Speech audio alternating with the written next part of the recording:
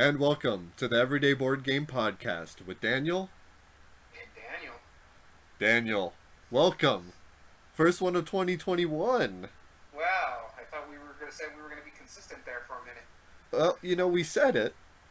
We consistently said that we were going to be consistent. And on that day, we were. And that's what really matters. So, let's just jump right into why we had. There was a family emergency on my end, and then plus the holidays, and we're still locked in. And I started a new job on top of that. So, Which you're yeah. working from home now, which Yep. takes a lot of resources and stuff like that. So Right. It's Yeah. understandable. Yep, everyone in my family, no joke, I think each member of my family streams two different devices at the same time, all at the same time. like, like my Oh son yeah, will be because on his phone, he'll be like streaming like YouTube up on his TV, and then playing a game on his computer all at the same time. My daughter will be like video chatting, Zoom calling with her friend while having music playing in the background, and then my wife will be watching like Facebook video and then streaming it to the TV you know, because we're not efficient enough at this, so we're just gonna make it insane. well, and And it's not just that. Like between you and your wife both working from home yep, on the computer, and yep, your kids doing virtual study. yeah, Because exactly, we're still, yeah, it's a taxing thing, and when we get down to it, it's a little much to try to right, get together and screen time some more. right, exactly. Me, not as much of an issue, but yeah, I get it. Yeah. Well, the good news is today was the first day where I was out of training. I still have like training I'm doing, but I'm Yeah, actually doing the work. nice, Um, nice, nice. yeah. So I work a lot like more normal hours, and we can actually get some of these like evening shows together. Midweek afternoon shows, that's pretty much done. Yeah, That ain't gonna happen anytime soon. So what we're gonna do today, and you'll notice it, if you're watching us live, you're gonna see us film two episodes back to back, and this is gonna be quite an ordeal. We have our water ready to go. my Um, coffee going over here. yeah, And the thing is, what we need to let people know too. Normally, we record three different types of podcasts. We do the Chits and Giggles topic one, where we're talking about different things. We also do our topic debate. Those are staying. Those yep, are going to be what we record tonight and possibly next week and so forth. Whenever there's a possibility of us to bring back board game breakdown, it's usually going to be if we get an interview to take place. right, Right now, it's just easier for us to record two of our podcasts on one night, and then allow me to edit during the week and record again. that's right. It's simpler. There's no doing a third one. It's just going to be taxing for both of us. Cool. Yeah, yeah, it's gonna be too much, but that's okay. We can spare one day a week, Yeah, maybe. exactly. And We'll see. maybe we'll find out. Let's be real. We don't know. we don't know. We're going to try to be consistent, but you Yeah. just never know. Life happens. Family happens. This is the Mm-hmm. type of situations that are going to go on. And it didn't help with the holidays, which were different this year. We spent more time on our devices talking to family than actually being with family. Right. Exactly. But as silly as this is gonna sound, for the next 10 minutes, well, maybe 5 minutes, it's good to see you again. I've genuinely Yeah. missed this, and I'm sure you're gonna make me regret that statement here real soon, as soon as we get to that top eight debate tonight. But Just remember, you're always wrong. we'll see if all right. Wow, I was gonna give you the 5 minutes, but whew, ooh, Just in all jest, we haven't really interacted for a while. yeah, it's been So, too long. Exactly. Like we haven't even done like video chat hardly. We've just been absolutely off the wall. yeah. But the good news is my income of games that hasn't slowed down. Nor has mine. In fact, mine's been increasing since lockdown started when it Yeah, happened. I I bought more in the last year than I had the whole year beforehand. I feel like I'm about the same. Like so, I'm lucky because I have kids that I will ground and then from electronics, and then they have no choice but to play games with me. And because of that, I've been playing so many games, and they've been really good about getting games off my shelf of shame. But I had 50 games on my shelf of shame like 3 months ago, and we've been constantly like taking games off the shelf, just playing them. I'm like, all right, let's just try this, let's try this, let's try this. Now I'm down to 60 games on my shelf of shame because I have still been buying too many more. Yeah, see, I haven't been that bad, but my shelf of shame was down to like 4 games before all this started. I'm like, all Oh, right, I'm Mr. down to Single 4 Digits games. over here. Yeah, I was down to single digits. I was quite happy. And now I'm in double digits. I think I had like 20 games on my shelf of shame, if not more. And that's Yeah. including me getting some off my shelf by playing solo. Or some of Yeah. the other ones that I've talked about or that I'm going to be talking about a little later. Hanging out with my wife and playing 2-player games and stuff like that, or playing over Zoom or Yeah. Top Simulator if a possibility. Board Game Arena is the word I'm looking for. Yeah. Board Game Arena. So, Daniel, I have a question for you before we get into like the design, and this is just a philosophical question. So, you and I both engage in the Shelf of Shame. Yeah. I'm going to ask you a bunch of yes or no. You tell me if this would go on the Shelf of Shame. Okay. Okay. Wait, for my shelf of shame or your shelf of shame? Your Shelf of Shame. Okay. I want to see how far is a line. Okay. A base game you haven't played yet. Ever. A base game I haven't played yet? Yes, that would go on my shelf of shame. Right. Okay. What about a base game that you have played but not played that copy? No, I wouldn't put it on my shelf of shame. I've played it. I know I like it. I know I'll get it played. It just goes straight into my shelves. An expansion for a base game that you have played, but you haven't played the expansion. I never put the expansions on the shelf of shame. What about an expansion to a base game you haven't played? I wouldn't have an expansion to a base game I haven't played because who knows if I like the actual base game. Okay, so you like straight up would not buy an expansion for a game that you haven't played yet? I would not buy an expansion for a game I haven't played yet. No. Okay. All right. What about a promo card? Okay, no, that's silly. Now, what about a variation or a retheming of a game you already have and have played? If I've already played the game and it's a retheming of it, I'm just going to go with like Century Spice Roll versus Century Golem. Mm-hmm. Give me 1 sec here. Yeah, looks like your internet's freezing up a little bit, but it's not too bad. You might be back by now. Yeah, no, it looks like it's back. Okay. Okay. Sorry. Apparently my internet connection is unstable, so I'm going to go yell at my wife. I know. Nobody else is in the house right now except for my son, and he's grounded from electronics. So no. we should be good. No, alright, so to clarify that, not just like a vanilla straight up retheme like Century Spice Road. Oh yeah, actually, so Century Spice Road and Century the Golem edition. I wouldn't put that on my shelf of shame because I have played the Spice Road. I just prefer the Golem edition, so I would put that on my shelf since I played it already. It's exactly the same game.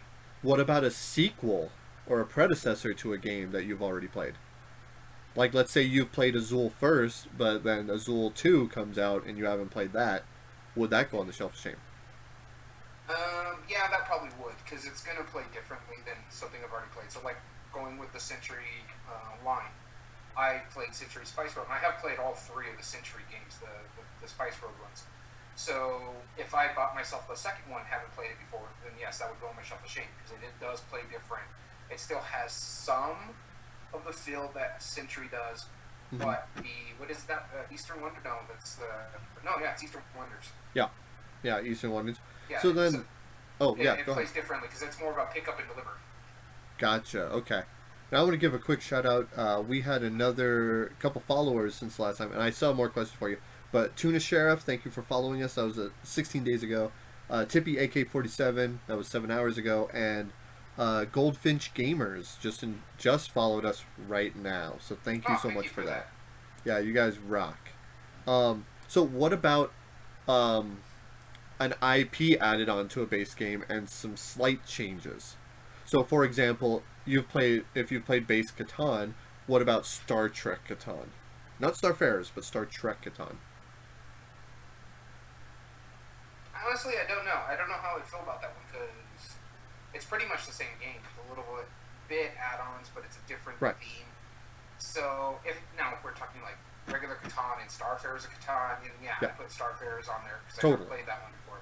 Yeah. But to me, Star Trek is basically you're going down like the Golem road of Century, where it's pretty much the same game. They just change what certain things are, and the only difference really for me that I've seen with Star Trek Catan is that you have the powers. Yeah, that's pretty much it, is just the extra characters. And yeah, I have Star Trek Catan and I have Game of Thrones Catan, and I'm really struggling whether I want to keep them on the shelf of shame. I don't know the difference between Game of runs Catan and say regular Catan. Now, if it's exactly the same and does the same thing as Star Trek, I wouldn't put it on. But if it plays completely different, like we were comparing Catan to Starfarers or Catan, then yeah. Do you require that you've had to play at least one physical copy of it? So, for example, if you have a base game and you've only played the app, is it on your shelf of shame still? That's a trickier one because I usually play the game before I play the app. So the only game I've never played a physical copy of is a Myra. Okay. I can fix that. Yeah, so I'll lend it to you. Yeah, that's pretty much it. So I guess I wouldn't count it. I'd count the physical play of the board game itself. Because sometimes the app does things a little differently. It doesn't do a completely reiteration of certain games. The one I'm thinking about is like Star Realms. The app felt different than the actual game itself when it first came out. Yeah, less shuffling. Well, there's that too. The reason I asked that is because I also own Root, and I've played the app a couple times, and I don't feel like super proficient in it, but I'm debating whether I want to include that, because I also haven't played it multiplayer. I've only ever played it... Oh, so here's another one. Do you keep it on the shelf of shame if you've played it solo only? Yes, I take it off the shelf of shame. Okay. If I played solo. That's how my pendulum got off the shelf of shame. Okay. I like it solo, but it's no longer on my shelf for that reason. Because I have played it. I have played my physical copy of it. Okay. All right, that makes sense. Cool, man. That's a heck of it. Can you think of any other examples of escape rooms, like Unlock or Exit? Keep those on the shelf. Or we're not going to be talking about a little bit later. I wouldn't honestly. I wouldn't like. I have the Unlocked. What is it? The one I have left is the pirate theme one, where everything I heard you end up splitting the party on that one. I haven't played that one yet, but I've played two other ones that I had with it.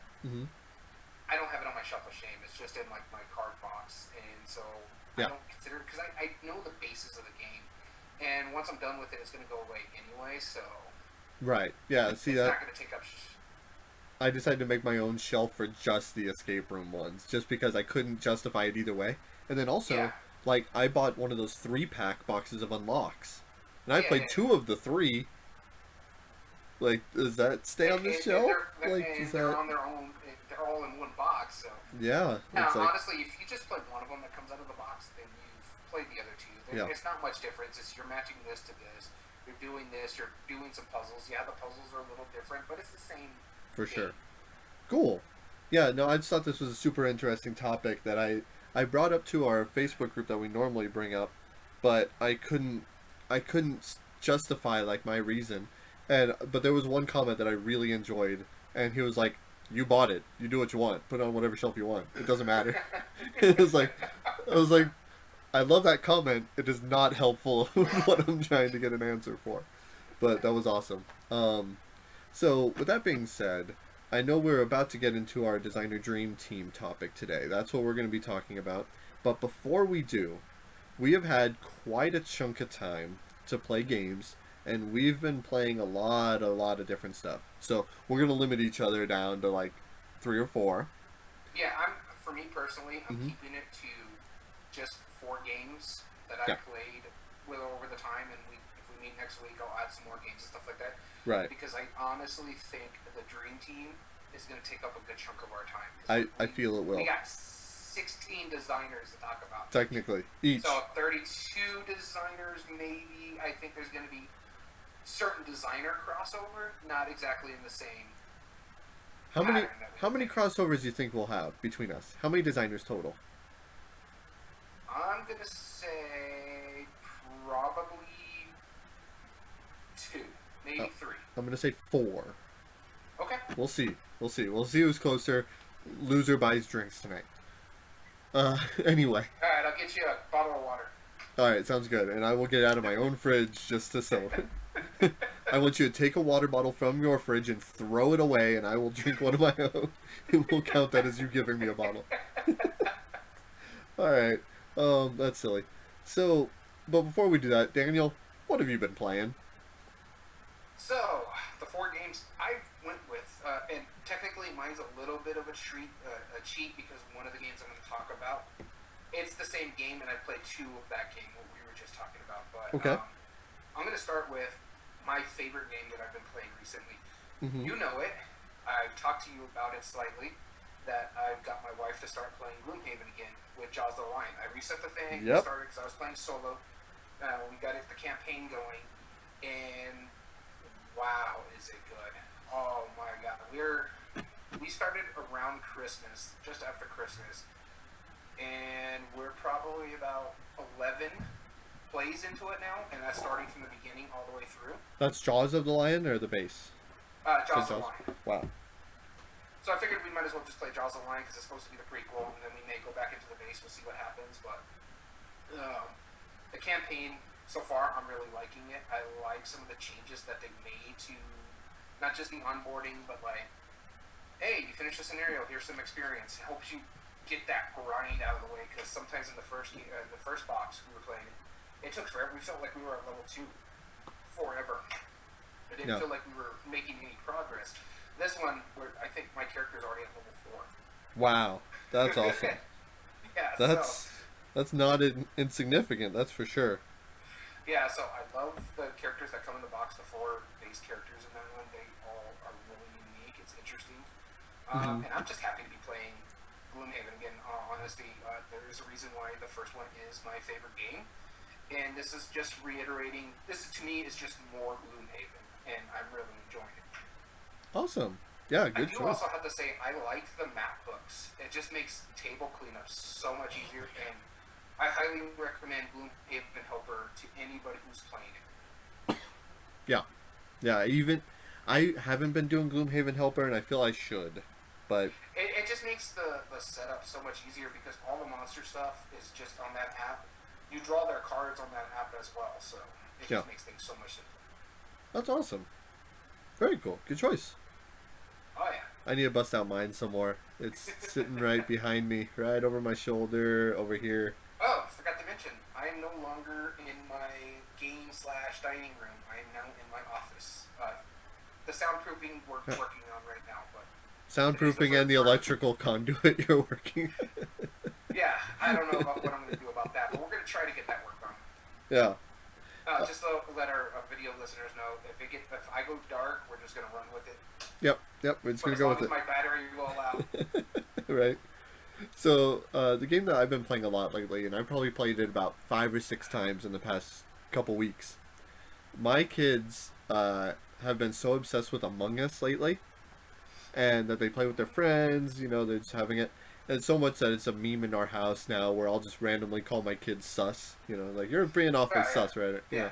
It's so fun. And they're like, it's such an original, fun idea. I'm like, it's not original, but yeah, No, I get why. It's a deduction game. It's what it is. Yeah, and so I told him, I was like, look, like, let me show you the game it's kind of based off of.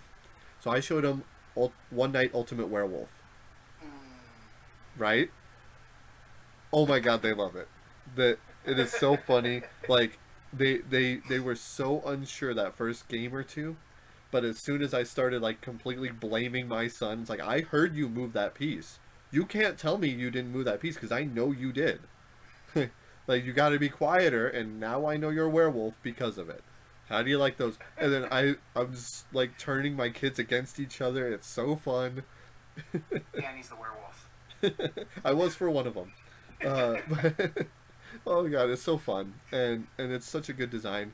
And then as we were playing with it, I would always open up the box because I have like 2. I have Daybreak, I have the vampire one. I have at least those, and I would just dump out all the pieces. And then I thought, wait, I have a 3D printer. I don't normally print out inserts, but this is a good idea for an insert. So I printed out an insert for it, and it works pretty well. And so I've been playing One Night Ultimate Werewolf quite a bit with my kids. That's good. That's good. That's one of the reasons why I didn't like Among Us, because it is a social deduction game, and we all know how I feel about that. Yep. I have friends who play that all the time, and they really enjoy it, and I tell them, have at it. If that's what you like. There's another YouTuber who says this: like what you like, but don't be a Don't be a jerk. yeah, there you go. Don't be a poopy face. So just I don't like it, but hey, if everybody else loves it. Yeah, why not? All right, so the next game on my list, and this is the one I was telling you, that's a bit of a cheat because it's 2 games, but Okay. they're the same game. It's Adventure's game. I have played both the Dungeon and Monochrome Ink, and Nice. oh my god, this is such an amazing game. I've had a blast playing this one, both of them. The Dungeon is really good, but it's simple. It's supposed to be like the first one out of the style, if I remember Yeah. correctly. So it's to ease people into it. So it's like, oh, this, and you can't really fail it all that well, bad. Right. But the difference is when I started playing Monochrome Ink, oh my god, the puzzles to that were a little bit more difficult. That like, oh, I need to put this. Okay, wait, I found this. Okay, let me combine this over here, and then I can go do this over here. And oh wait, that unlocked this area over here. Oh, okay, let's go check this out. Oh Yeah. no, we messed with that thing over there, so now we can't succeed on that part. So hey, take these endings out. Yeah. Right. So I So was gonna ask you about monochroming because I haven't played that one yet. I do own it, but I haven't played it yet. How do you compare the two? Which one do you like better? Monochrome Ink. Really? Wow, Hands down, I like that was Monochrome fast. Ink better. The dungeon, I would rate probably a 6 or 7. It's fun, it's good, I enjoy it. Mm-hmm. Monochrome Ink, I would put up there in the 8s or 9s. Wow. I really enjoyed the puzzles on that. It's a little bit more difficult than the other one, um, and so it's great. I do have to say, if you're going to play this one and you don't want to read a lot, get the app. Tames and Cosmos have an app on it, and Mm-hmm. the narration on it is great. All you got to plug in is Yep. the numbers it tells you to plug in, and set it off. And I enjoyed it. It was great. Yeah, they did a good job of turning a very text heavy game into like an audio book Well, in a they way. basically turned a point and click game that you used to play on your computers Right. and turned it into a card game. And I like it better than a lot of the escape room games that Yeah. come out. I like it better than Exit. I have to say I probably like it better than Unlocked. The two that I've played for sure. Yeah. That's how much I really enjoy it because I like the puzzle aspect of it. I'm plugging these numbers in. Oh, this happened. Okay, now we get this item. That's pretty cool. Yeah. So hey, that's another Phil Walker Harding that you have on your list now. So I Yeah, mean, no, can't.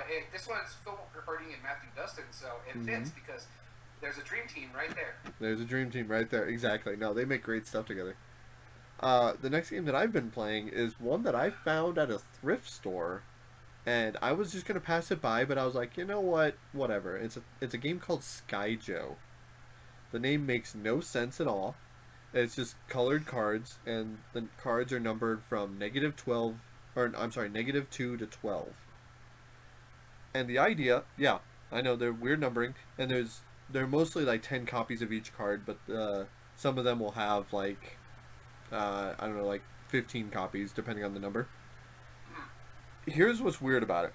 Your ultimate goal is you're trying to go for golf. You're trying to have the lowest total number you have, uh, total number of all your cards, and you have a 4x3 grid in front of you, and all the cards start being face down except for two. Two of them go face up. On your turn, all you're simply going to do is either draw a card, either the top card of the discard pile, or the top card of the deck. Okay. Okay.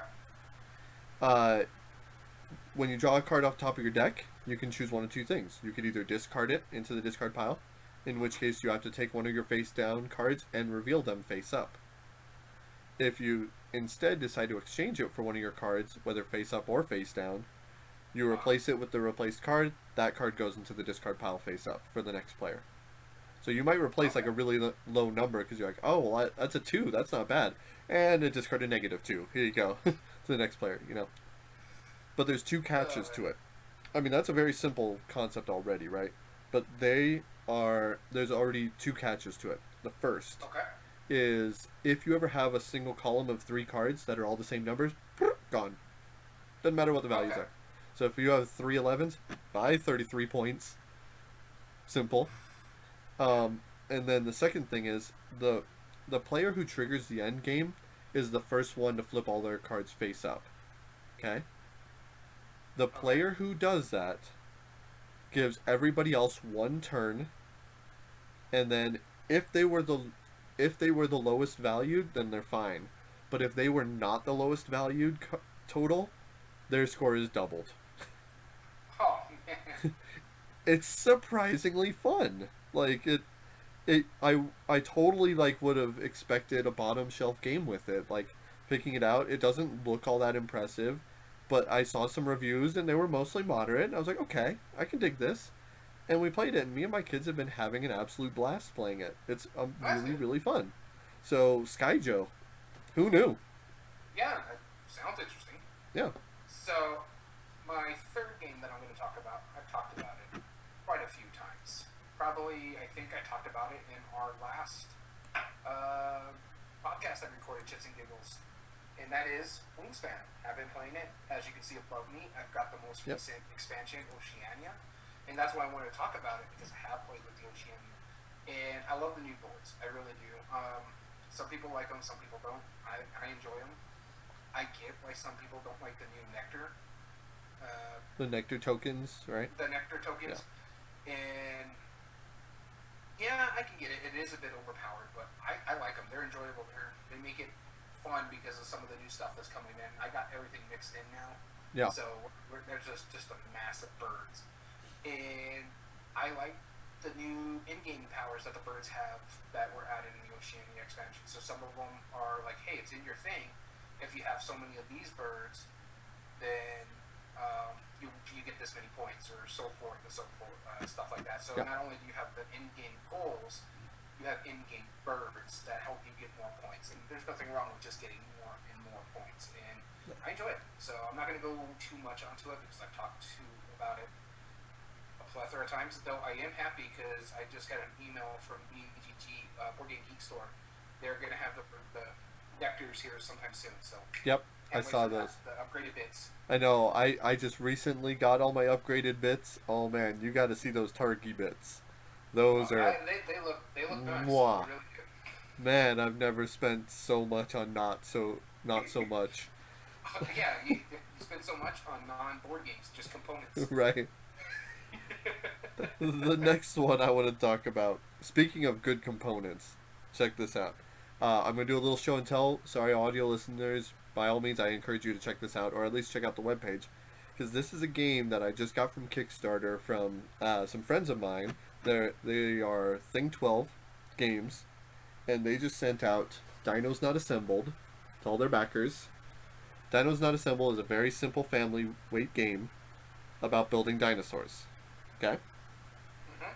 I want to show some of these components because this is some nice stuff. I love the UV spot ink on this, by the way. I don't know if I can get it to And shine. by the way, It. I'm looking over on our Twitch Yeah. stream because I have you like that small on my Right. screen, so I can't see the box.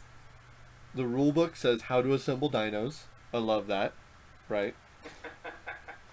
And then I don't know if they'll do this in the retail version. I don't think so, but I know they definitely do this for the Kickstarter version. They included a coloring book. Aww. Like, it's Adorable. beautiful. Yeah. But then, You're not gonna give it to your kids to color though, are you? no, I got some extra copies and they are coloring it. Yes. But then this holds the tiles of the dinosaur bones. It's the dirt bag. Nice. By the way, did you get one for your wife as well? A dirt bag? I don't think she would enjoy that. A coloring book. Oh, maybe. Then we have the tiles themselves. Okay, these are good UV ink tiles.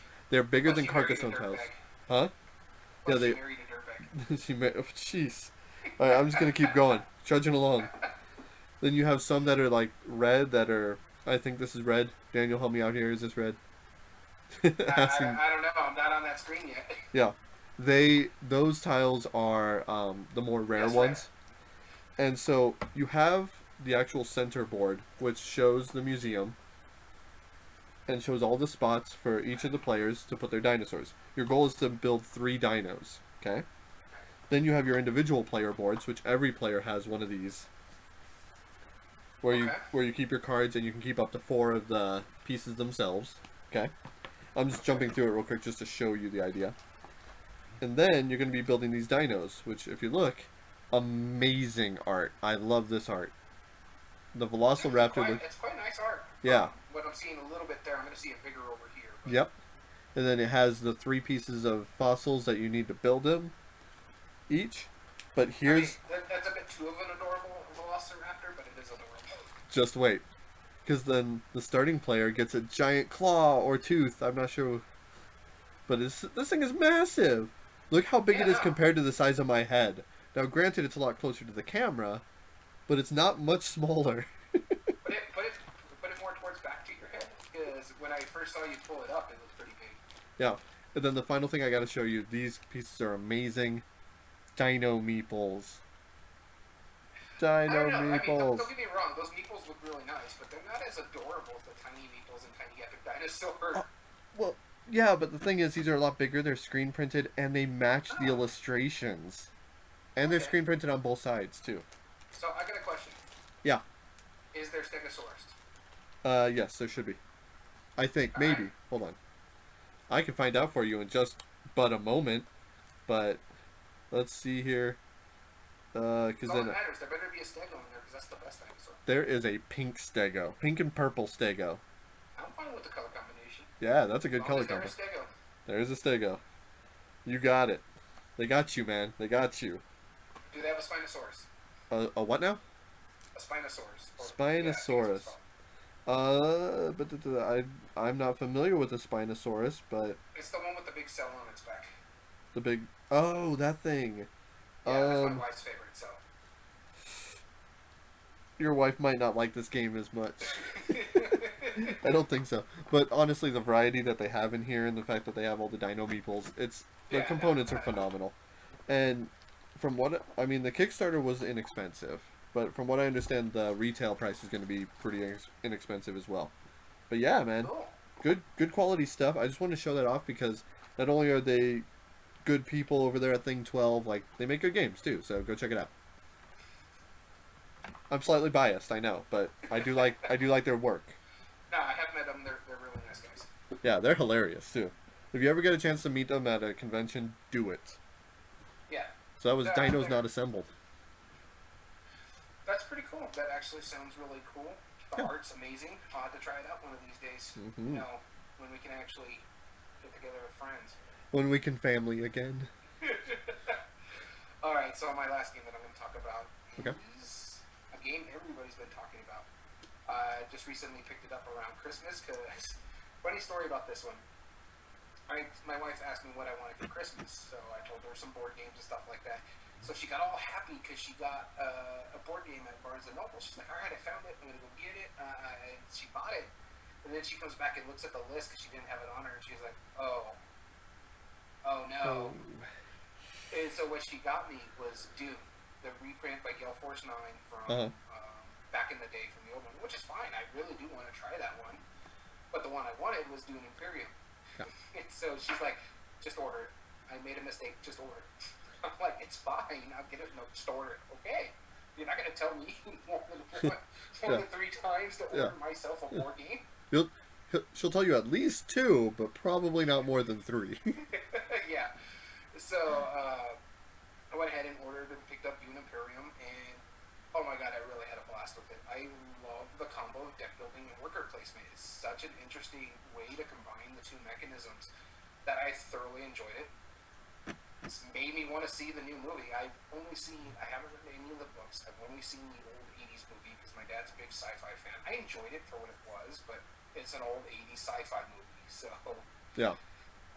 But yeah, I really enjoyed it, and I'm more than likely going to buy that upgrade pack to make it really nice. Oh yeah. Yeah. Speaking of Dune, have you seen the new announcement from Portal Games? No. They announced that they're making a Dune game. I think it's based off of their detective line. That's going to be kind of interesting. I mean, I think. They just sent it out in an email. They announced it at PortalCon this last weekend. it'd be intriguing. I don't know how the whole rights are working because Dune Imperium is based off the new movie that should have been out but isn't going to be out till later this year. Right. Middle of this year. I don't know exactly when. But so we'll see because the older one that just got reprinted looks like it's based off the original movie. So Yeah. let's see what happens. Right. So my last game that I'm going to talk about, and it's technically two games, and I'm not going to talk about them long. I'm just going to show them right here. Because Daniel, you know what one of these are. At least you Do will I? when you see it. But I just wanted to share with this. Take a look at this. Lemonade Stand Empire. Interesting. I don't know what those are. It's lemonade, iced tea, and sweet tea. This is a prototype that I've been working on that I just ordered a new Oh, now copy I of. see who it's by. Yep. And these cards, like, they turned out really well. They have stands. I'm not going to go into it, but it's basically like it's a drafting game. You get ingredients, you make drinks with it. Lots You of ways to would score use our points. podcast to plug your stuff. I'm not. It's not for sale yet. It's not. It's not even fully developed yet. I don't think. But I have a. I have a physical copy that makes me excited. But this is one that I know I haven't told you about. This is one that I've been working on a little bit. It's called Corporate Jargon. The idea of this game, it has dry erase boards in it. And this is my first attempt to make a dry erase board game. You have like generic corporate charts. You're given a few keywords of jargon words. Who'd you get to do the art? Oh, open source, of course. Yeah, That would explain it. it's not too bad, you know. All the jargon cards have like a really sad businessman on the back of it, looking sad at his desk. You know, the current or the victory points are paper clips. You know, but see, there we go. There, I'll show that real quick. There's a little sad businessman. You know, so the idea is very simple. You're given a completely nonsensical corporate question, like, what can develop efficient internal and organic sources? And you have to use jargon words and generic corporate charts to explain your best, the best answer to a nonsensical corporate job in order to become promoted. I love it. Yeah, I'm good. It may or may not have been inspired by jobs I've had before. I was going to say, some of that artwork kind of reminds me of Gilbert. A little bit. I love me some Dilbert. I've played almost every board game that Dilbert has made. There is one that if one of our viewers ever finds, it's the Dilbert board game where you're just basically killing jobs. Like you never complete jobs, you just kill them, like by finding all the people to procrastinate enough until they just fail, until your happiness it has a really cool mechanism where your happiness and the boss's decline in happiness meet, and that triggers the end game when those two pieces meet on the score track. It's super cool. So if anybody knows where I can find a copy of that, let me know because I want that game again in my collection. Anyway, we should get on to the episode. Yes, please. I thought that was a quick way for me to, instead of talking about Plug a full-fledged yourself, game. Yeah. Oh, blatant self-promotion. Blatant self-promotion. No, I mean not just that. Like, hopefully at some point in the future podcast, I'll have like fun announcements I can make, but we'll see. As for the episode today, though, speaking of designing games, that's my segue there. Yeah, sure. Okay. Sure, yeah. Yeah, except for the designing games. Ooh, ow, yikes. We're going to talk about our favorite designer dream teams and what we mean by dream teams. And I don't know if this was clear enough when we asked our group because we had a whole one reply. And what we meant by it is what are two designers that you don't normally see work together who would make a cool design team? Like, and of course they could have worked together in the past. We might even have some crossover with that. But Yeah. we wanted to talk about like what two people do we think would actually be really neat to design together as a partnership to make a new game and why. We decided to go with 8 this time to start aligning it with our top 8 debate.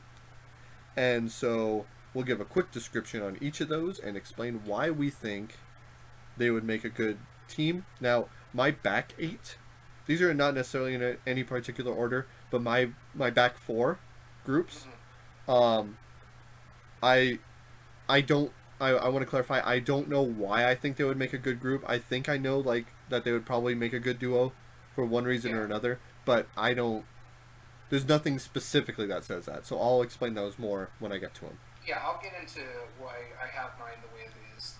Let's just say my number 1, my number 2, my number 3 were the first dream team I thought of. Yeah. They instantly went in there, and I already knew their rankings. Yeah. And everything after that is just how I think. So more excited as I go. My number 8 is kind of my cheat, and I'll explain when that goes on in a minute. Uh, Mine totally is too. so I'm gonna go over here, and we're gonna talk about the one comment that we got on our thing. And Aaron Hmm. says he would like he likes both Bruno Duty and Hmm. Cathala, and everything they make is normally an instant buy, and they've already made a game together, Mission Red Planet. They've made quite a few games together. Oh yeah, the Brunos working together is a common thing, but that's good that he brought in an example. It's like this is why they work well together. Like I Mm-hmm. mean, we've heard Kramer and Kiesling. You know, they're a great Yeah, duo, yeah, yeah. but they're also And I great talked about it a designers. little bit earlier when on my games I've been playing about the adventure games, Matthew Dunstan and Phil Walker Harding. Yep, yep, absolutely. Cool. All right, so do you want to go first, or do you want me to? You go ahead and go first because I got to pull up the other one. That sounds good. So my number 8 duo that I think would be really phenomenal together, but it will never happen, and this is why it's my cheat, because one of them isn't alive anymore. I think Sid honestly, Saxon, right? Sid Saxon and Ken Byrne. Now you probably don't know who Ken Byrne is, but he made a series of abstract strategy games called the Gift series, and he's made a few other games on top of that. But he's really solid into abstract strategy, and I consider him a legendary designer in my opinion. He's still alive, I believe, and he's still making games, but he only makes. His last game was in 2017, and that was the most recent game since 2007. So Wow. he hadn't designed a game in that series for 10 years. But I think what he does he makes games incredibly elegant, incredibly smart, and if you were to pair that with like the economics of Sid Saxon, I Yeah. think that would make a really neat game. Um, yeah, It'd be intriguing. so that's technically my number 8. All right, so time for my cheat, my number 8. And Okay. my guys aren't dead.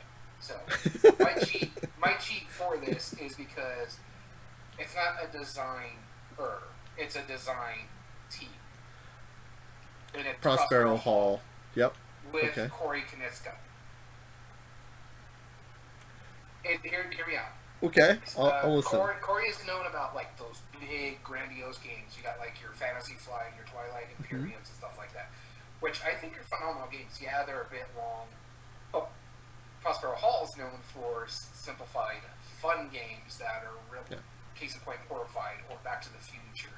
So Sure. those are real simple games, real easy to play, family friendly. I think those two getting together, making a like a grandiose almost, but not super long, maybe an hour to 2 hour type game with Prospero Hall's IPs that they have a lot of, and his ability to make them so grand. I would love to see that happen. I would like to see like a maybe an alien style board game through the Prospero Hall line, kind of like Twilight Imperium, but like super slimmed down, not so bulky, but just allows for these big space battles and stuff like that. And Prospero Hall makes beautiful games. Horrified, really nice looking. The Tokyo Clash Godzilla game, really Hmm. great looking. Back to the Future, I love the art style in that. So I just love to see that family friendly meets that big hardcore gamer and see what they can come up with. That put that in a blender and let's see what happens. Right. That'd be cool. I will give you a slight spoiler. I do not have Prospero Hall on my list. Yeah, that's fine. I was debating whether to put them on my list, No. but also another caveat that I made for my own list, for myself personally, Hmm. you're never going to see someone cross over. Like, I'm not going to use Corey Konieczka or Prospero Hall again. Right, That's, same here. That's all I'm using. Same here. Yep.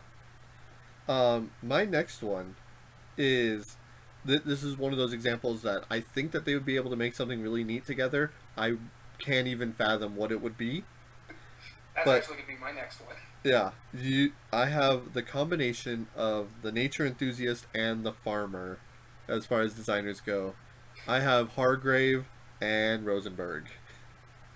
Interesting. Now think about that for a minute, because Uwe Rosenberg comes up with some really neat farming games and stuff, and then is it Elisa Hargrave or Elizabeth Hargrave? She takes nature and natural occurrences and makes them really enriching. Yeah. Combining those two, I think would be something pretty special. You gotta look at it this way with Elizabeth Hargrave.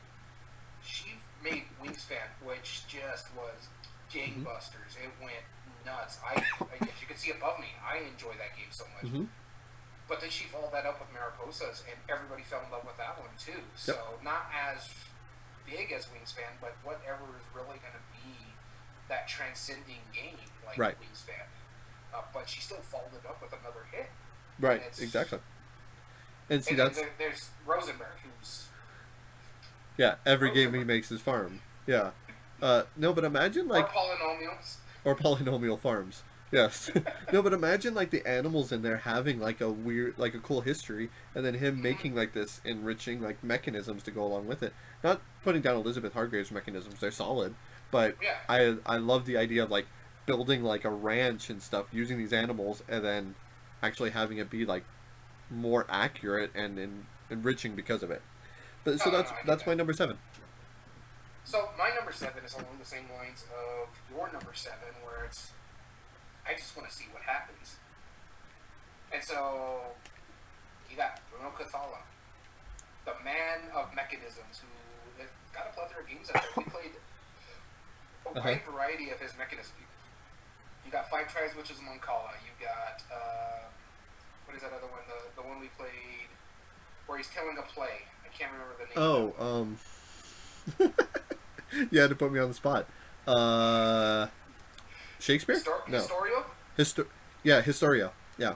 Or Yeah. So, Histria. so it's so different than what you normally get from Bruno Cathala. Hmm. And then I paired him off with someone that you wouldn't expect, Isaac Vega. Okay. I Okay, want I'm to see what curious. they can do. Vega's ability to blend mechanism with a good theme because he took part in Dead of Winter. Okay. He was one of the designers on that. Also, I know you're not a fan of the card game, but Phoenix Ashes, Oh, I like Magic Phoenix the One. Gathering a lot. Yes, of course. I know you don't like Magic Butts, No, it's a solid game. I like it.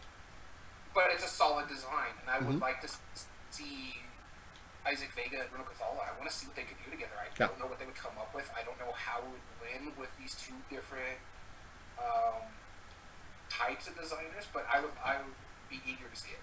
Okay. I was kind of torn between Isaac Vega with him and Jonathan Gilmour, Yeah, I can see that.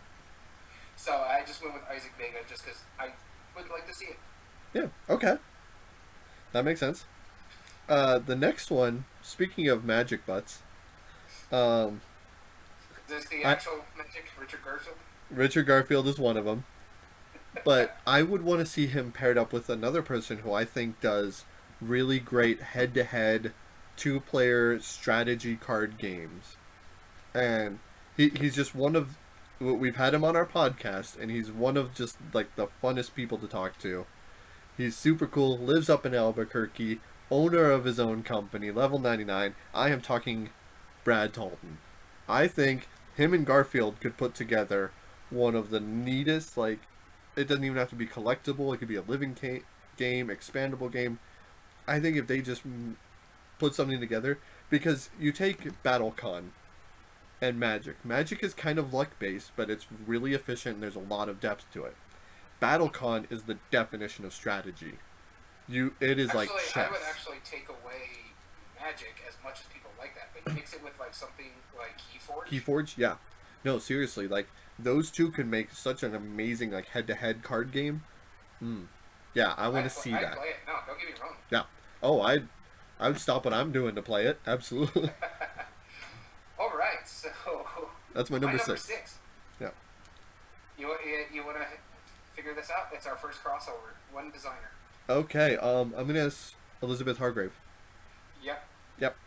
I knew you were gonna have Elizabeth. Hargrave on your list. Yeah, I really enjoy her designs. Yeah. Especially Wingspan. If you look at Mariposa, I want to get it. I haven't played it yet. Hmm. Um, but yes, Elizabeth Hargrave. But you probably haven't heard of this name. Justin A. Wilson, Okay. the designer of Everdell.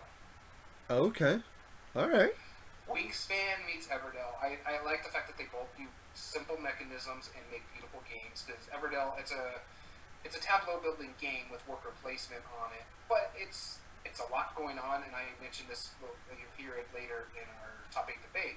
Yeah. It's a simple game, but it's not as simple to master.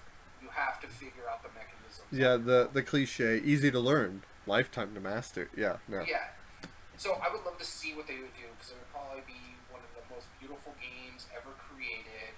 Their styles mesh would be an interesting concept. And with you, when you were talking about the nature and the farmer, I just think this would be some sort of beautiful nature game that will tell a beautiful story. And I would look forward to that. Yeah. And as you can see behind me, I got one of my Everdell trees. So Right. there's a little hint for you. Yeah, give some spoilers there, a little Easter egg, if you will. I'll let you try and guess my next two designers, because I feel like you'll be able to guess them. And once again, this is the last of the I don't know what they would do together, but I feel like it would be awesome. One designer, we've had on the podcast. Oh, that really narrows it down. Well, I mean, it narrows it down to a rough handful, but we have had him on the podcast. Okay, I need a second clue about that, because there's been a lot. You've already spoke about one of his games, even though it's not his game. Come on, it's above your head, like he publishes it, but like Stegmeyer, okay. Jamie Stegmeyer, and who I think is actually a really prolific designer. And you and I have talked like how much we would like to get him on our podcast before, and he was a very awesomely vocal voice of Simon for the longest time. Yeah, no, they would do a great series together. Stegmeyer and Eric Lang. Think about that for a minute. Think about how meaty, how that would be a massive game. First off, it would be. Oh no, it would be, yeah. If you just look at what Scythe did in Rising Sun or Blood Rage, yeah, no. Yeah, imagine Blood Rage and Scythe put together. Like just, ow! But like imagine all of the possibilities of just like how insane that could go. Yeah. So that's once again, I don't know why I think they would go well together. From here on out, I'm going to be talking about like mechanistically and their style of designs and why they pair up. But that's the last one of the. I would totally play it. Like if you like, I don't even consider either of them necessarily my favorite designers. They're both really good, and I respect everything that they've made. But put together, I'm intrigued. No, I get it. Excuse me, I would enjoy it. I have a feeling we'll be talking about maybe either of them later. We'll see. We'll see. So this one is like designers thrown together to see what would happen. An X4 makes sense. I don't know how they would make sense, but I think they make sense. But this one, I don't know. This one is the blender that I was talking about, but I think it would be great. One of them designed a game that you actually don't like, but everybody else does. Oh gee, I can name a lot of names, and I'm not gonna right now, just in case. I own it, and our mutual friend Dom owns the same one, and we played it with both of us. Oh, is it I'm not remembering his name, but I think I know is it the game that I actively loathe? Yes, it's Architects, but it's Shim Phillips. Oh no, that wasn't what I was thinking. See, that's why I'm not naming names. Because I might eliminate somebody, or like one or two designers from never coming on the podcast because of name dropping. Shem Phillips, no, yeah, he's an awesome designer.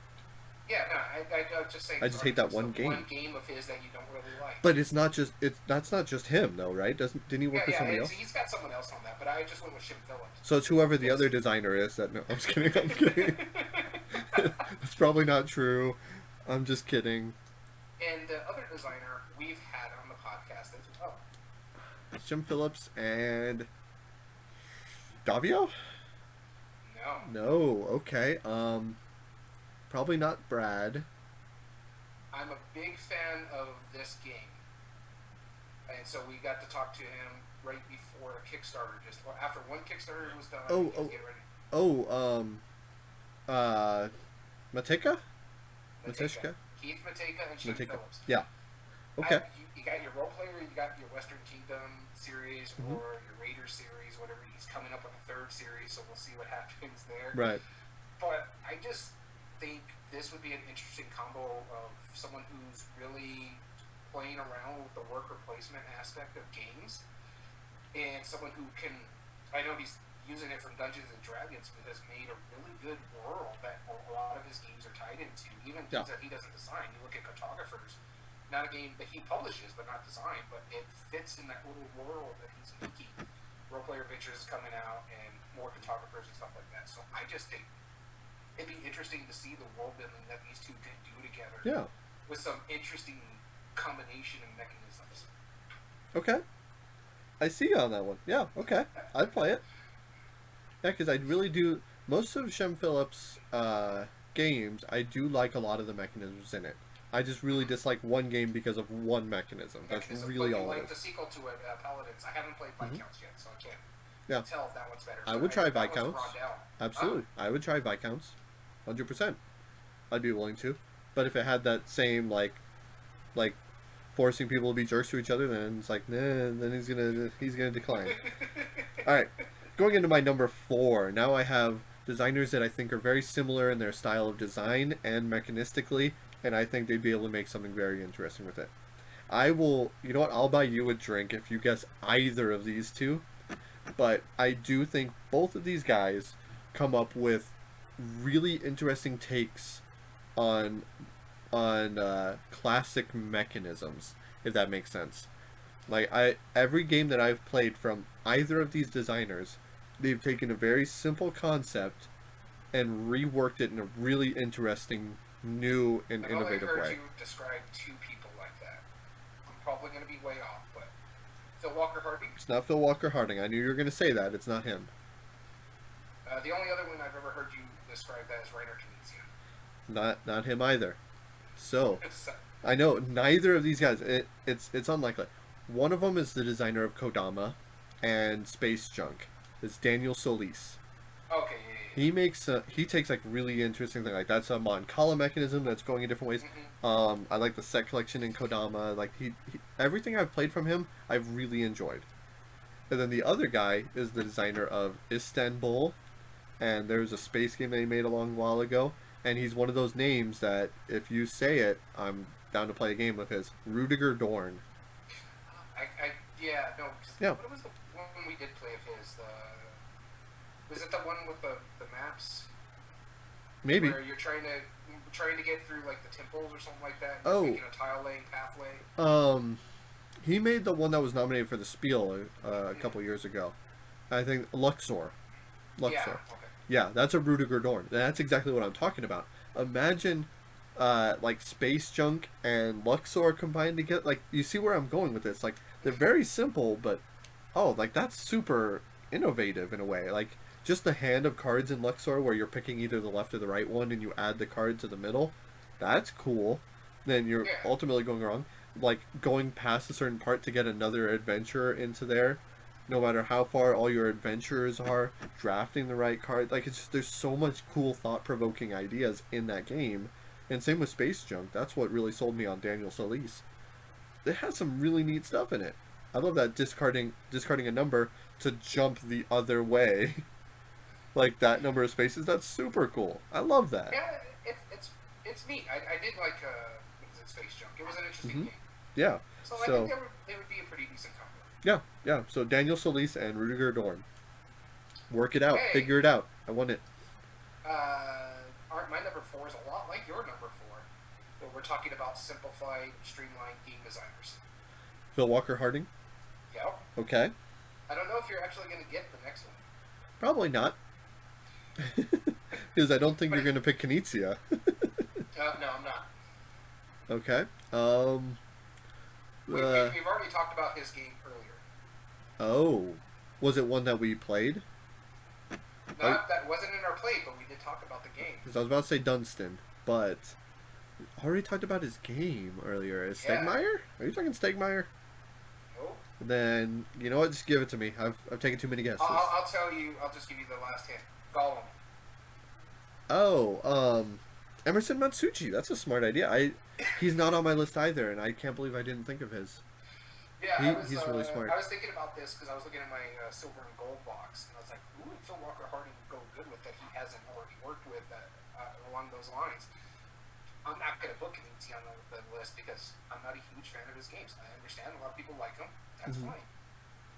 But Emerson Matsuchi, again, both of these are very simple game makers. You got your Baron Carp, which is a Mm-hmm. polynomial game. You have Golem or Century, which Yep. is a engine building game. The very first one, with the other ones adding like pick up and deliver and worker placement, but still very Mm-hmm. simple games. You look at Phil Walker Harding's big game, Emotep, Yep. very easy to get. And I would love to see what they would do, what mechanism they would streamline, just tear it down to its basic necessities, and see what they come up with. Because I don't know what it would be, but it would be it. Everybody would fall in love with it. It would probably be one of the highest rated games of that year when it comes out, just because they're really good at making games simple for everybody to grasp. So just to see what they come up with, like maybe they'll make a bluffing game that I'll enjoy just because they're that simplified. Yeah. Okay. I'd be in to try that. Okay. Yeah, so I knew you were gonna get the other one, but I thought that was an interesting combo. Yeah, and I'm kind of sad now that I think about it. I think Matsuchi would really make some really neat games. I really do. Okay, so this next one. Feel free to take a guess on this. These are actually two very different designers, but they have been in the industry for decades, and they're still doing games. Um, like probably 30 years now for each of them. One of them made one of the biggest hits ever. And he's made a lot of other games that I've enjoyed quite a bit of. In fact, one's over my shoulder, and I don't know if you're going to get it or not. Uh, but it's one of these, or no, one of these ones. And we'll see. Which ones? You're looking away. One of these ones. And I really like his designs. He's a costume designer. He does some pretty simple stuff. But the other designer is brilliant at adding story into games and refining games that have already been done. And I will give you one very obvious hint. We've had him on the podcast. Rob Davio and Stefan Feld? Close. Rob Davio is the one I picked. But the other one is of Ticket to Ride fame. I think him and Alan Moon would make a really, really great game. I would love to see something like a Ticket to Ride Legacy. Oh, But I didn't even think of Alan Moon, but honestly. and that's fine. I mean, I was pointing at Mammoth Hunters. This is the reason, because that's an Alan Moon game. But I think a lot of his mechanisms, a lot of his like, I would love to have just like a more story enriching like kind of like geography game. Like that would be super fun. Like imagine Ticket to Ride as you're explaining the cities, or like traveling the USA and stuff. Like that would just be so cool. Like a Route 66 game. I don't know. I'm just throwing ideas out there, spitballing. But that would be super fun to see Rob Davio add that like cool story background, and having games like Alan Moon makes tell a story. Okay, Yeah. I can see that. No, that would be interesting. I don't know. I didn't even think of Alan Moon. I was looking at my Ticket to Ride box, and I was like, just drew a blank. I'm like, okay, Yeah. who else will get over here? Yeah, yeah, and so like I mean he's been making fewer games, but he was a big name for a long time. Almost Oh, yeah, any game. he hit his jackpot with Ticket Yeah. to Ride, so now he's just like, okay, we'll just do this map, and then we'll do this map. Right. 15-year anniversary for Ticket to Ride Europe. Yep, Just yep. did the 10 over here. So Right. it's like, that's Yeah. where he's making his money now. And rightfully so. It's a brilliant game, in my Oh, no. opinion. I understand why some people don't like it, but No, I actually really enjoy Ticket to Ride. I think I prefer Europe more than. I'm probably the only one that prefers Europe out of our group. Just because I like the ticket booths. I forget what they're actually called. yeah, I yeah. like that Train where you jump stations. someone's route to help finish your route. Yeah. I mean, I do own Ticket to Ride Europe, so Well, I know, but when in doubt, you pull out Ticket to Ride, the first one, because Sure. it's so simple for one thing. yeah, And also, it's easier for our area because more people know the U.S. map than they would Europe. sure. Yep, that makes sense. So yeah, that's my number 3, Davio and Alan Moon. So, my number 3 here, one of them has already been mentioned, and it's another crossover between us. So how many crossovers have we had so far? We had. Did you had Phil Walker Harding on yours? No, huh? No. Elizabeth Hargrave. And what this one's going to be. Okay, so we're coming up to the solid 2 now. You've already mentioned him. Stegmeyer? Stegmeyer. Yep. And now I have mentioned this other designer, and it is in my what we've been playing. Matthew Dunstan. No, I'm kidding. Oh, Isaac Childress. I think those two, would, along the same lines you were talking about with Stegmeyer and Lane, would make Yep. a phenomenal game. I think it would be really well produced, highly thematic game with Euro mechanisms, and it could be Jamie Stegmeyer's first co-op game. In all honesty, I think those two could make a phenomenal. It doesn't even have to be a dungeon crawl. It could be like a space game. Imagine them doing like an epic space game along the lines of maybe with the mechanisms of Scythe or something like that, with story to it and co-op where we're fighting an alien invasion or something like that. I just Right. think it would be a grandiose Euro style mechanisms, not a lot of dice in it, or at all, kind of like Gloomhaven. Yeah. I just think those two would make an interesting mechanism game that just hits all my cylinders. Yeah.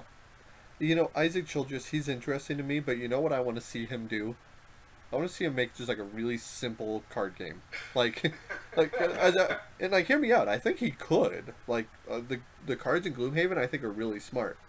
Mm-hmm. I would love to see him just make like, you know, like pack of like 60 cards and just make a card game out of it. You know, like. He'll make a Gloomhaven trick-taking game. There you go. No, that would be something, wouldn't it? Gloomhaven, Yeah, the trick-taking game. It's somewhat low. It's number 3 on my list. I like both of these guys. They're probably some of my favorite designers or business people in that matter. But Yeah. I have stuff that I think would just be phenomenal together. Yeah. The next two. Cool. All right. Good luck guessing my next two. It won't be that hard for you. Because one of them is one of my favorite designers of all time. Did I already mention his name when I thought it was something else? Yes. Stefan Feld. Yep. Now, let's take a guess on the other one. Because the other guy who's on my list of designers, I feel he takes games that are already more or less solid in the market and he adds some amazing new flavors to them to make it not only his own style, but make it really, really great for gamers. A lot of his games, the ones that are more famous, are inspired in a way from other games. Like I'm not gonna say they're completely taken from him because he adds enough of his own spin where they are definitely his unique taste to it. We've had him on the podcast as well. Come on, you got it, Daniel. All you gotta do is think of our past podcast people. Well, yeah. I was gonna say. He even made a joke about how, oh, this game is in no way inspired by this. Well, that's what I was gonna say. It's either Kurt Covert It's not Kurt. or Kurt's a great guy, but it wasn't him. I can't think of his name, but Fireside. No, it's not Justin DeWitt either. Oh, okay. Then it's got to be the one that did the pirate game. I can't think of that name off the top of my head right now. Dead Reckoning? Well, yeah, Dead Reckoning. Yeah. John D. Clare, yes. Yeah, John DeClaire. Now think about John D. Clare's take on a Stefan Feld game. Like, imagine he took something like Castles of Burgundy and then added some new levels to it. You know, it doesn't have to be like a mega heavy Feld, right? It doesn't have to be. Yeah. In fact, it probably shouldn't be. But imagine something like Castles of Burgundy or even In the Year of the Dragon, and then adding his own flavor to it. Like, I mean, I'm not gonna say card crafting, but like he makes enough really unique mechanisms that I think the point salad in it would be, it would, oh my god, it would evolve into a whole new level of just really fun. I don't know how it would ever work, but Stefan Feld and John D. Clare would be amazing together. Oh, it'd be an interesting game. I'll tell you that much. It would be interesting. You would play it. You'd be in I would not 100%. play it with someone with AP. So. No, nor should you. But yeah, we would totally play it. Hey, you ready for some more crossovers? Yes. This is a double crossover. Okay, I'm guessing Well, one is Feld. Okay. Here's my hint for it, and you'll get it right away. Point salad, polynomial game. Okay, Rosenberg. Yep, I saw his name and I'm like, I bet it's Rosenberg. Yep. Feld and Rosenberg. The kings of the Euros, the point salads. That's actually legitimately what I put here. King of Euros. Yep, yep, They're both prolific designers, and it's not like these big grandiose games either. They both made small games that have done well. So yes, it would be so interesting just to see how this would work with them doing it. And like I said, for the joke, point salad polynomial game. yep, But I'd still play the mess out of it because it's probably going to be really, really good. yeah. And so, I don't know. Come on, that's not going to lie. They're going to put a theme on it, but it's not really going to matter for the game. It's just going to be amazing to play. And this is what we're going to be doing the whole time. Huh? Huh. Huh? Huh? Hmm. Ooh. Ooh. Ooh. What's going on over here? Oh, yeah. Yeah, we just demonstrated about 2 hours of what this game would be. Yeah, and I honestly think it would be an amazing game. And again, this is why I think, as much as I like Childress and as much as I like Stegmaier, I would just go out of my way. Even if this was in Europe, I would import it and find someone to translate the rules for me to play this game because that's how intriguing it would be. Cool. All right. Yeah, I would totally play that, of course. Like I thought that was too much like a fish in a barrel. That's why I didn't put the two together. But Oh, screw that! I'm going to shoot those fish in the barrel because honestly, I want to play that game. I think it would be amazing. well, I'm immediately gonna eat my own words because you've already said both of these designers that are on my top one designer dream team, and I think Phil you've Walker said, Hardy. huh? Phil Walker Hardy. And and I think you even said the other one back to back. Oh, is it? Keith Mateka? No, Then I don't know. I no, should you choose have. this. It wasn't on your list. I'm saying, Oh, but when guessing mine, you said this other designer back to back with Walker Harding. oh, yeah, I don't remember it now. So, Reiner Knizia, oh, of Kenitz. Oh, course. No, they are both. Okay, so here's why.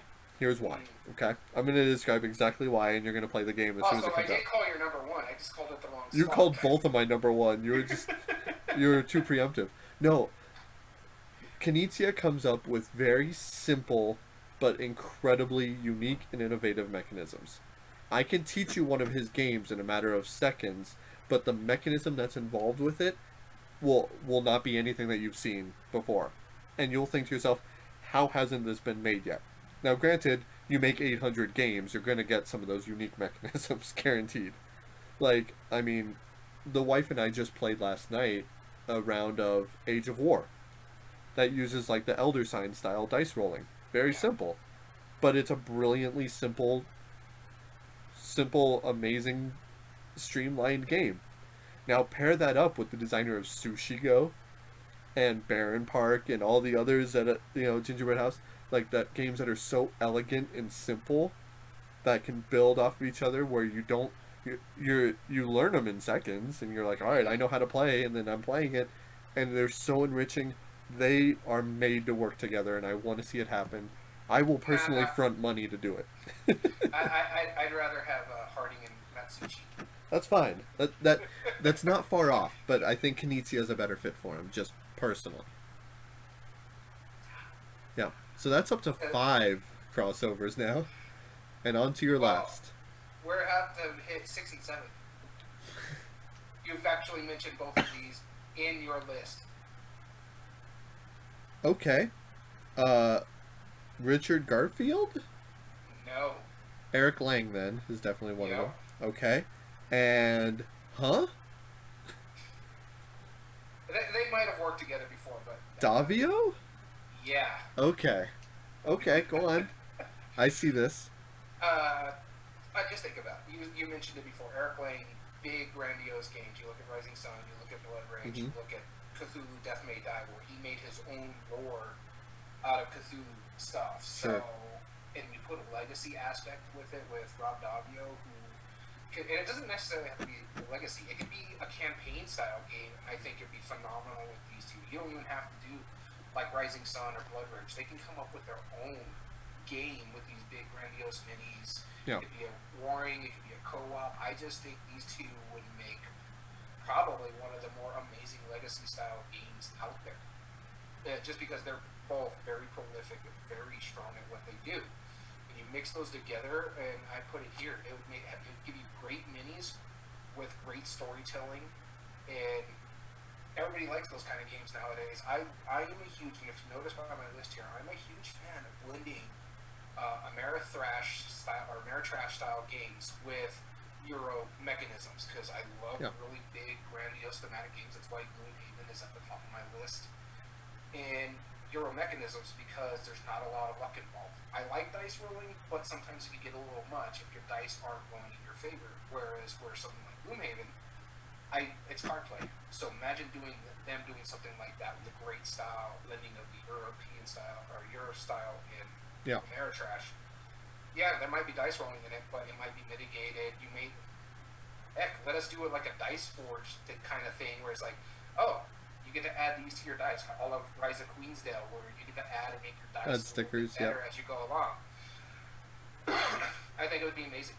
Okay. In all honesty, this was the first one that popped in my head when we thought of this topic. Yeah. Like Davio Lane, I think they would make an amazing game together. You know, this really kind of personifies like the different styles of games. Like, cause you and I have a lot of crossover as far as games that we really, really love and designers that we enjoy. But like this kind of like divides that a little bit. Yeah, it's like I want this game with this game. Oh no, you'd be better with this guy. Yeah.